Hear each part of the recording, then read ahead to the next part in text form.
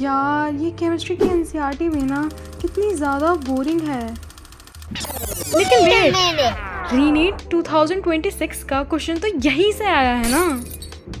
ये क्वेश्चन आया है हेलो एल्कीन की एनसीईआरटी में यहाँ से, पर ये समझ कैसे आएगा?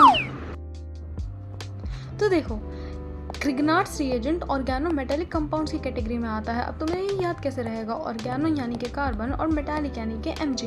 अब ग्रिग्नार्ड्स रिएजेंट का फॉर्मेशन कैसे होता है? ग्रिग्नार्ड्स रिएजेंट का फॉर्मेशन होता है एल्काइल हैलाइड से। एल्काइल हैलाइड जब Mg के साथ रिएक्ट करता है in the presence of dry ether, तो ग्रिग्नार्ड्स रिएजेंट का फॉर्मेशन होता है।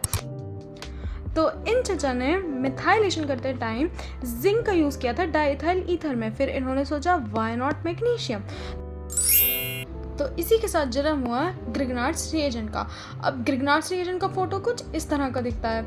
अब तुम्हारी ये भी बताएंगी इसका क्यूपी।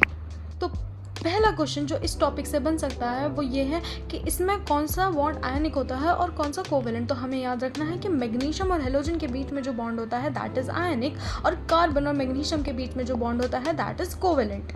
अब इसका काम क्या है? Grignard's reagent is highly reactive. Highly reactive तो कितना रिएक्टिव? इतना ज़्यादा रिएक्टिव कि अमीन दैट इज अ बेस, अमीन भी इसके सामने एसिडिक है।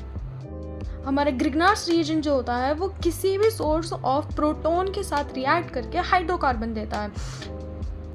किसी भी सोर्स का क्या मतलब है? वाटर, अल्कोहल या फिर अमीन्स। तो अब देखो ग्रिग्नार्ड्स रिएजेंट का पानी वाला डांस। ग्रिग्नार्ड्स रिएजेंट वाटर के साथ रिएक्ट करके बनाता है आरएच। तो अब किसी भी ग्रिग्नार्ड्स रिएजेंट के रिएक्शन वाले क्वेश्चन को सॉल्व करने के लिए हमें बस एक ही बात याद रखनी है, वो है MgX निकालो और RH बना लो। ग्रिग्नार्ड्स रिएजेंट हमेशा हाइड्रोकार्बन देता है, MgX निकालो और RH बना लो।